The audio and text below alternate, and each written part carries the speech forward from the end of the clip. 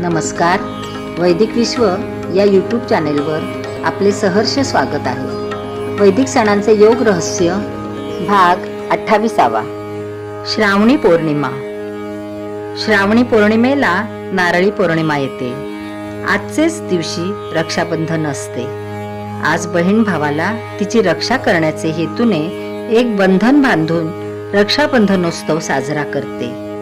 दिवाळीत बहीण भावाला अक्षय आयुष्य लाभावे म्हणून अक्षवान करते, पण आज ती स्वतःच्या रक्षणाकरिता भावाला बंधन घालून त्यावर अमोल दायित्व टाकते. त्याचेच दृश्यफल म्हणजे रक्षाबंधनोत्सव होय. रक्षाबंधनात बहीण भावाचे कौटुंबिक संबंध कसे आदर्श असावेत याचे चित्रण आहे. बहिणीला भावाला ओवाळण्याचा आणि भावाने बहिणीच्या रक्षणाकरिता बहिणीकडून जे बंधन बांधावयाचे याचा उत्सव केवळ वैदिक परंपरेतच आहे. श्रवण नक्षत्र आणि नागपंचमी. ज्याचे जन्म नक्षत्र श्रवण असेल त्याला आयुष्यभर धनयोग चांगला असतो आणि खर्चही तसाच असतो असे ज्योतिषशास्त्रात समजले जाते. मानवी जीवनात याचा कोणाला काय अनुभव येत असेल ते तो जाणे, पण येथे स्वर्गातील श्रवण नक्षत्र योगात मात्र असाच योग आहे. श्रावणात निसर्ग भरपूर पर्जन्य मेघातून आणतो. तो पृथ्वीवर सिंचन करतो. धर्माची व्याख्या अशीच आहे.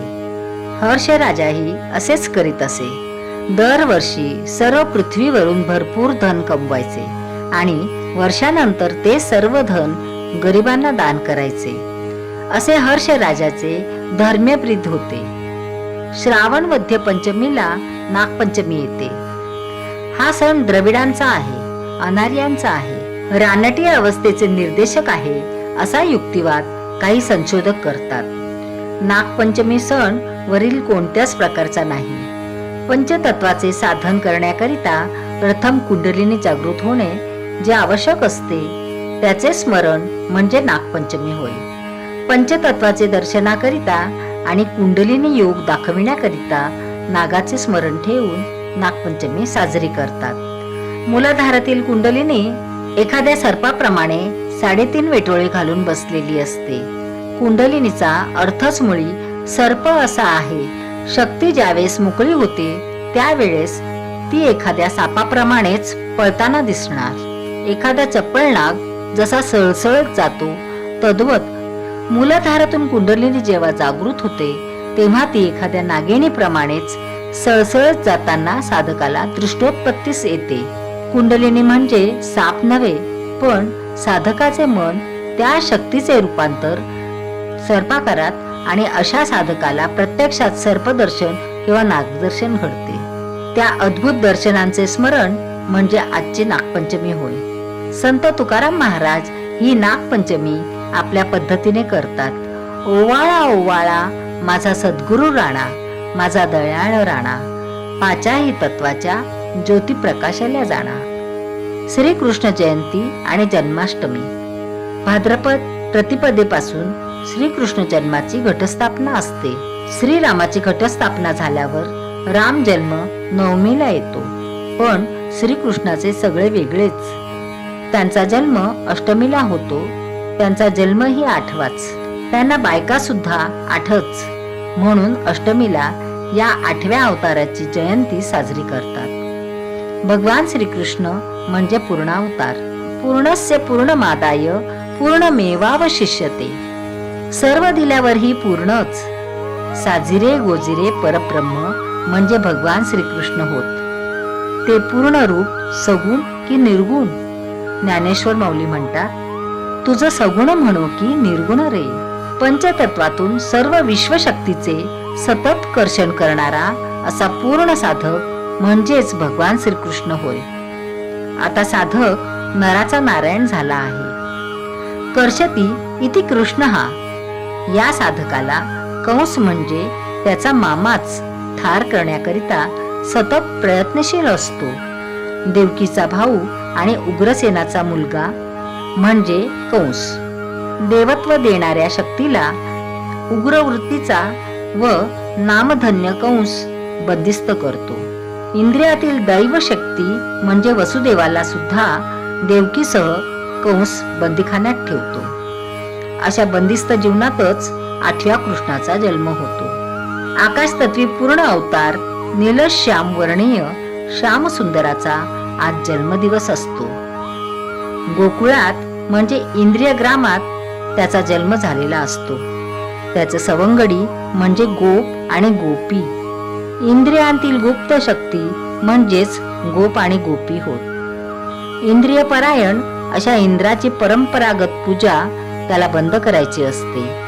दैवी गुप्त शक्तींच्या बहीण जावयाला बंदिस्त करणाऱ्या कंस मामाला त्याला ठार करायचे असते.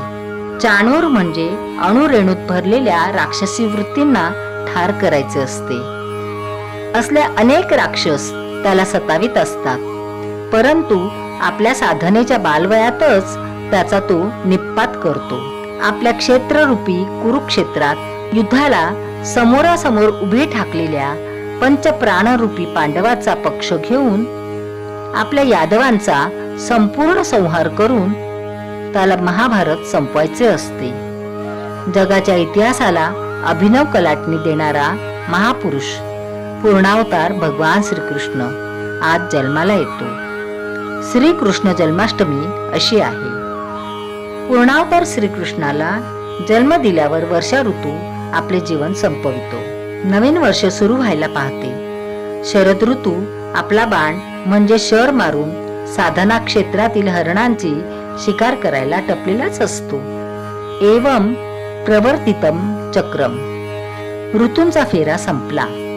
षड ऋतूंचा हा षडगुणहार भगवंताला अर्पण असो. ज्ञानेश्वर माऊली वर्णन करतात. षडगुण गोंडे रत्न जडित तुझ श्यामसुंदरा शोभली रे.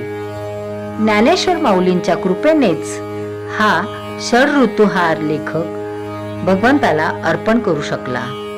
आमच्या पुराण कथा अनेक शास्त्रातील गूढ सिद्धांताचे बेमालूम वर्णन होय. त्या ऐतिहासिक घटनाच समजल्यास आम्ही अज्ञानात राहू आणि आपल्या उच्च संस्कृती व सभ्यतेला पारखे होऊ. आज सर्व जगालाच असल्या शास्त्रीय संस्कृतीची गरज आहे, पण त्या महान संस्कृतीचे खरे वारसदार जे भारतीय, त्यांना आपले सणोत्सवातील रहस्य कळणे परम आवश्यक आहे. म्हणून हा ऋतू सणांचा प्रपंच थाटला. आपल्या सणांतील रहस्य कळून त्या त्या साधनांना साधक प्रवृत्त होत ही इच्छा प्रदर्शित करून सणांचे वर्णन पूर्ण करतो. भद्रम नो अपिवातय मनाहा. भारतातील प्राचीन योग साधनेच्या प्रसारासाठी या चॅनलची निर्मिती करण्यात आलेली आहे. माहिती आवडल्यास चॅनल सबस्क्राईब करा, इतरांना शेअर करा. पुन्हा भेटूया पुढील भागात. धन्यवाद.